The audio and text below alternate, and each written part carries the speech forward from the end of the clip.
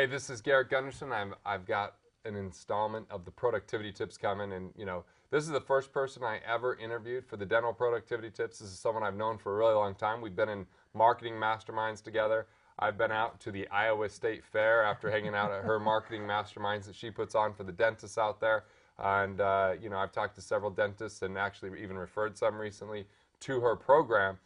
Because, look, this is an area where I think a lot of dentists make mistakes, and she's going to highlight what the top 7 are. It's Dr. Steffany Mohan. So glad you're out here in the studio again. Good to be interviewing you again, and look forward to going through this. It's great. It's great. We're going to talk about 7 mistakes that I see dentists make, and not to point fingers and really throw mud or anything like that, but really just to identify these are really 7 areas that you can really improve really quickly if you just pay attention to them. So to me they're very simple. And I think probably to you, but to a lot of they're the elusive obvious for the doctor. Where it's like, oh wait, yeah, it's things that people already know, but it's a little bit more. As we get into them, I think they'll understand what we're talking about. So the very first thing that I see is a lot of people.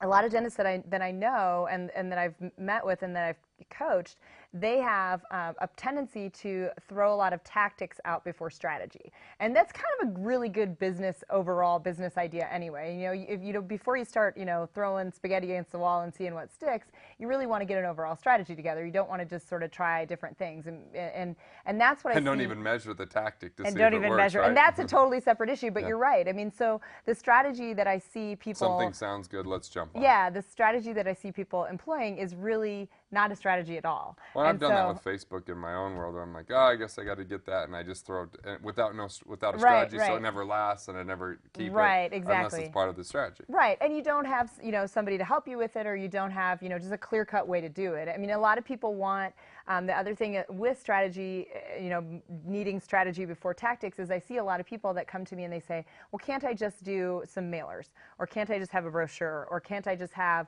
and they want this one thing to really make a difference with everything that they're doing with marketing. And it's really, it's not that it's more complicated than that, but it requires a little bit of big picture thought and where you're really going and how you want to do it. Yeah. Well, and someone else is putting more thought into it than just that. Correct. Yes. Yes, exactly. And, I mean, we've said forever, and a lot of people say this, but the best marketer wins. I mean, the best marketer in your area that's a dentist is probably getting the lion's share of the business. Right, even if they were a C student. Yes. Sadly, yes. Even if you would never let them inside of your mouth with their hands. Yes, like, sadly, no. Yeah, I know. From your perspective, you're thinking, I want the guy that got the A's. Yeah. But yeah, or from everybody's perspective. But yeah, no, it's so true.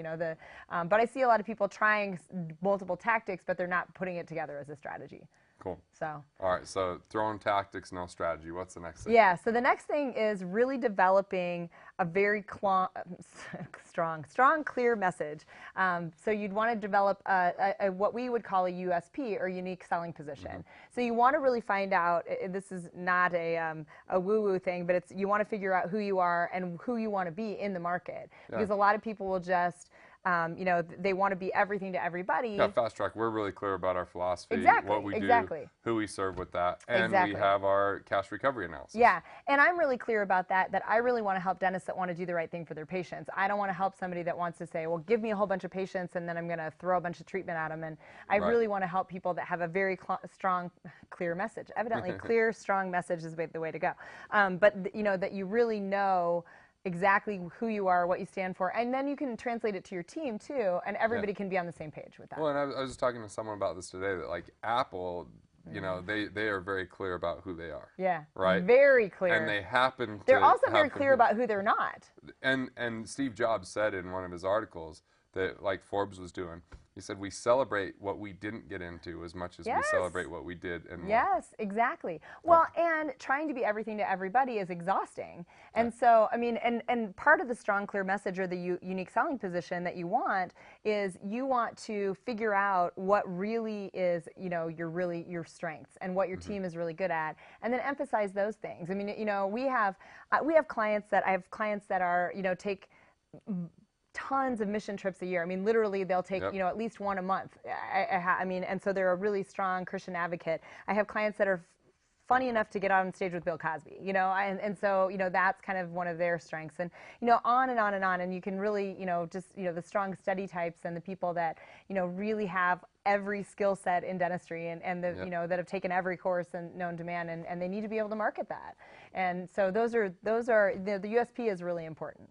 By the way, I just see billboards all over in Utah that says "Wisdom Teeth Only," and I'm like, Well, oh, at least it's a they strong know, message, yep, yeah. they know exactly what they're offering, yeah. and it's really clear to the person that's looking at it. Yep. So they definitely have a USP down. Yep, wisdomteethutah.com. Yeah, yeah, exactly. Yeah. So the wisdom teeth doc or whatever it is. Yeah, exactly. Yeah, no, that's great. I mean, and that as long as what's the saying? If you don't stand for something, you'll fall for anything. Yeah. So, I mean, knowing who you are is really important when you're marketing, because it's very difficult to market something that's sort of wishy-washy. Totally.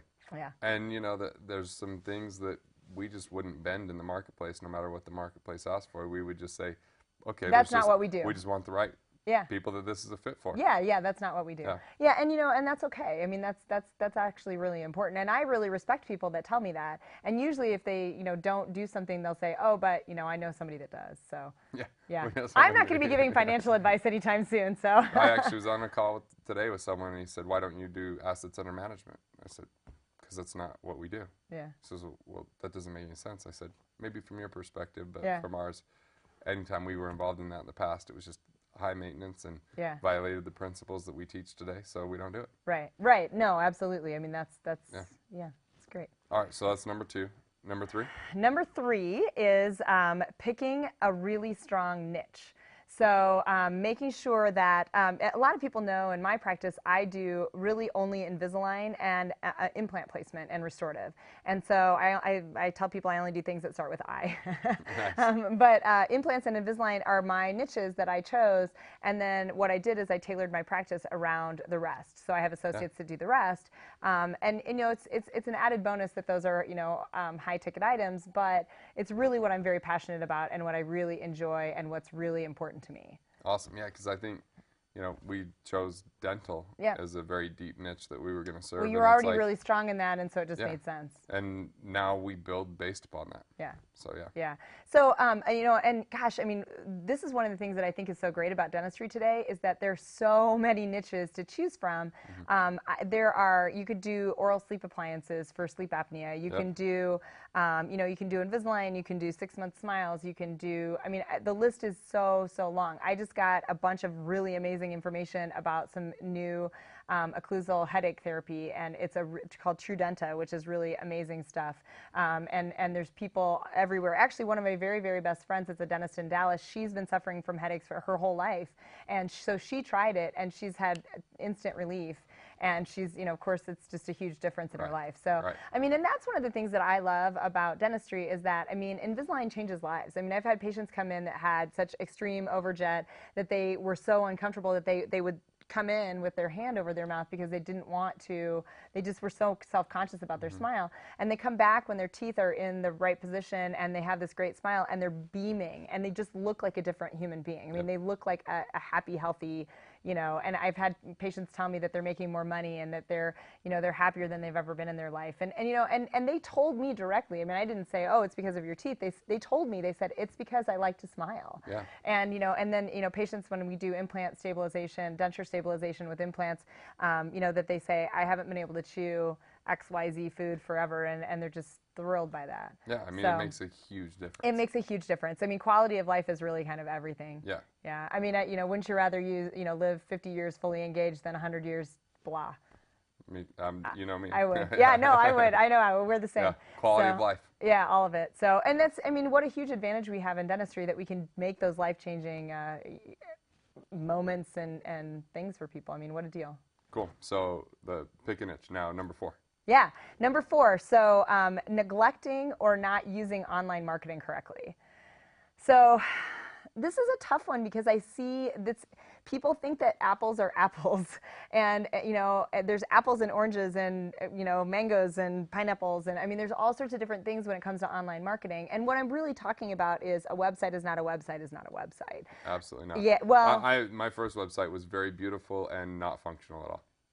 And that's very common. Right. And that's most of what I see, as a matter of fact. I would say probably, we used to say it's such a shame because very few dentists have a website. Well, now most dentists have a website, but it's, I always say it's like hanging a Is billboard. it for the dentist or is it for the patient? Yeah, it's like hanging a billboard on a dirty, dusty road, that people, drive past, but you can't see it, Right. And I mean, and really even with their website, they're not even driving past it, Right. I mean, What's the they're just purpose of the getting site? What do you no want them to traffic do? to the site. Yeah. And companies know that. I mean, they know that you're not going to check your rankings. They know that you're not going to check, or if you do check your rankings, you're checking by your name or your practice name or something that is a no-brainer that Right. you're going to You're rank gonna, for. you're going to be number one. Nobody else is going to Yeah. rank for your practice name or your Right. name, I guarantee. But I mean, some of those things are really important that you have to make sure.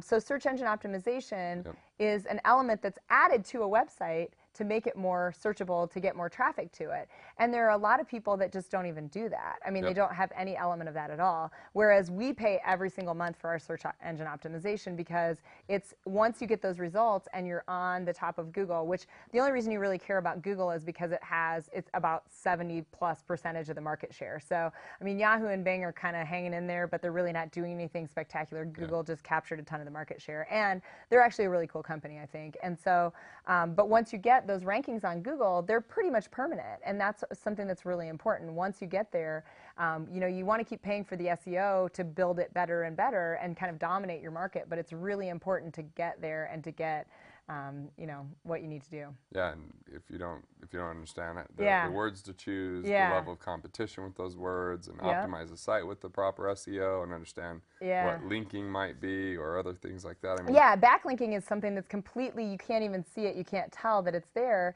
but I get reports every month that say, we linked so many things to your site, and that, raises you up in the search. So having a real website with real traffic. Exactly. The other thing too that's really important about online presence is social media, and because a really good website's going to have your social media connected to it, and you're going to have it all together. And I've seen social media done really, really well, and I've seen it done, and we have a good time with it with our practice. We do contests, and we try and keep people engaged, and we do some fun stuff. But I've seen it done almost offensively. I mean, where they're putting out messages that are just they're just wrong almost. I mean, you don't really want to sell with social media. You want to just build a relationship. It's kind of like instead of dating, they're going right up and saying, you want to go home with me right now? Yeah, they're looking for the home run right away. That's not what you do. It's a relationship building type of thing, Yeah, you got to have the first, second, third date at least, and more than that, really. Yeah, exactly. So yeah, it's all about dating, not about anything else. Yes. I love it. That's a good analogy, though. So all right, the right website, the right traffic to the website. Yep. What's next? So number 5 is having unrealistic expectations of marketing. A lot of people think that I'm going to go out and I'm going to do one thing, and we talked about this with strategy and tactics, but I'm going to go out and do one thing, and it's going to do everything I need. Well, and it's a good wish. And collapsing marketing and sales is part of that, thinking that marketing means sales. It's true. I know dentists don't use the word sales that often. We don't use the word sales, but we use like case acceptance, and right. Like I don't feel like a case is completely accepted until you're through financial arrangements, the appointment is set. Right. I mean, a lot of people will sort of give lip service to yes, but I mean, case acceptance is huge. And it is selling. I mean, and if you're really passionate about what you do, it doesn't feel like selling. It feels like I'm really helping people, and that's what we want to do. Right, so Groupon would be kind of a good example. I know a lot of docs that like, oh, we got 100 people through Groupon, but then I'm like, what was your case acceptance? Or quality, They're like, 1. Yeah. I mean, so it's a bunch That's of people funny. We were just talking about quantity of life versus quality of life. But no, you're right. And actually, it's funny because I know people that had a really clear strategy in place for how they were going to do Groupon, and our office has been the same way. And it's actually funny because it's a strategy that's becoming a little more frowned upon by the profession, which I think is kind of silly because I think it's just another marketing strategy, another tactic. But I know people, including our office, that have had a really clear strategy about how to bring people in. But I had to really coach my team that it wasn't a Groupon patient; it was a person. Because then you get a negative label of it. Or a so stigma, they were really. I mean, my associate docs, were spending 2 seconds with these Groupon patients, thinking, "Well, it's just a Groupon patient. What do I care?" I mean, thinking that they weren't getting paid much for the conversion initial sucks exam. when you treat them that way. And I sat them down and I said, "Listen, these are an opportunity. I mean, this is, in sales and marketing and business, we would say it's a lead. It's somebody that's interested in what you do. But nobody becomes a patient until they really grab onto your philosophy like a thermometer, and figure right? it out. Like one is I think I know that dental place. A 10 Yeah. is I tell everybody about Yeah, it. I'm on fire for Right? that. Yeah. And so maybe a Groupon's closer to the 1, 2, 3 range. Right. It just means that you got them in the door and you It's an have to do a little more work to opportunity. get them to 10. And it's a really good Yeah. opportunity because, I mean, you know, a lot of people, like, I don't know about you, but I've bought, myself, I like to buy Groupons, and we have a really nice restaurant at home that does Groupon. And, you know, the first time, you know, you're a little nervous sometimes when you go into a restaurant and use it, but the first time I went in, they said, it was like, we paid $25 for $50 at this restaurant, and they said, it's just like a $50 bill. And they were really, really cool about it. And that's kind of how we do the same with our patients there. So, but expecting, you know, marketing to do everything for you and not having the internal systems in place, you're going to go nowhere. It's to open the door. Right, exactly. Right? You could actually, you know, create more negative problems for yourself doing marketing if you don't do anything internally correctly, or Right. you're fuzzy on what to do internally. Great point. So let's go on to the next Yeah. one. So the next one is choosing the right market.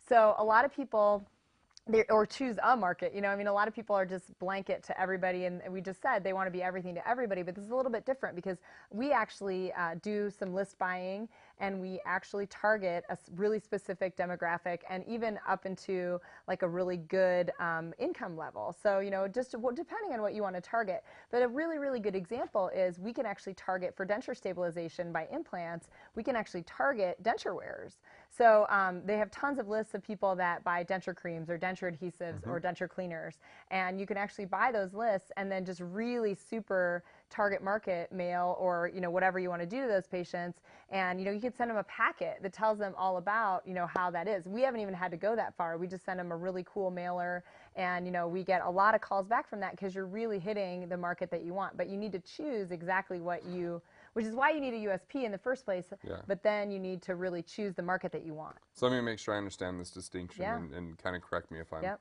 if I'm off.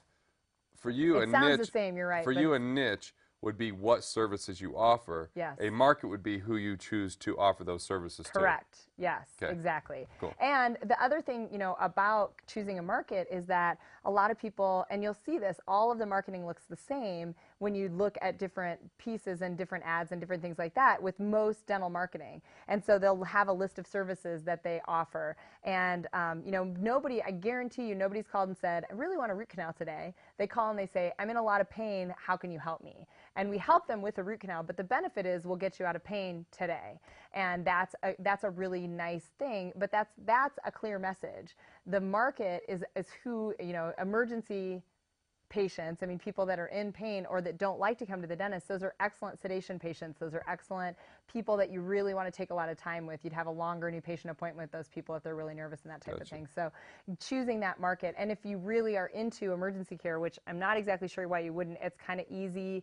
You know, you can really build strong relationships with those people if they've never had a strong relationship with a dentist. Well, some of them have had strong negative relationships with the Right. dentist, but So you can have a positive yeah. relationship. So I mean, choosing a really, really targeted market is really important. And it's interesting. Every time I bring up buying lists, people say, "Oh, that's so strange." Well, everybody knows. I mean, this is actually a really funny example. So Mohan is an Irish last name. My husband is Michael Patrick Mohan, so very, very Irish, right? His dad is from Mass, and they're, you know, Boston Irish Catholic family. But Mohan is also an Indian first name.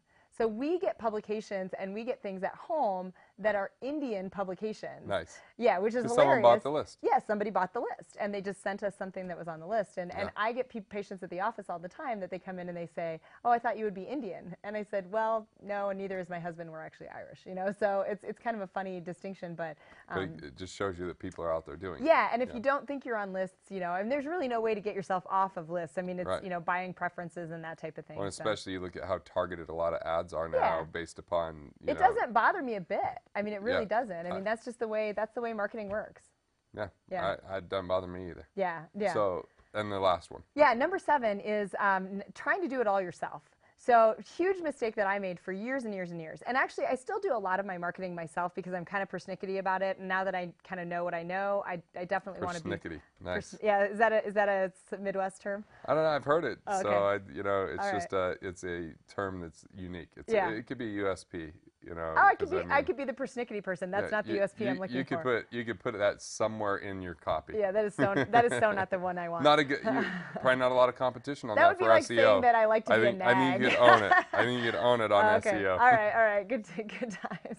But yeah, I tried to do everything myself for a long, long time. And what I realized is I was already paying this big team of people. I mean, I've got like 12 office people, you know, and why was I not, you know, utilizing those people to help me do simple tasks and things that could just be added on. I look at it now as if in the course of a given day, I give a 5-minute task to everybody, that's like what, an hour that I don't have to do a lot of different things. And I mean, it takes an hour out of my day every day.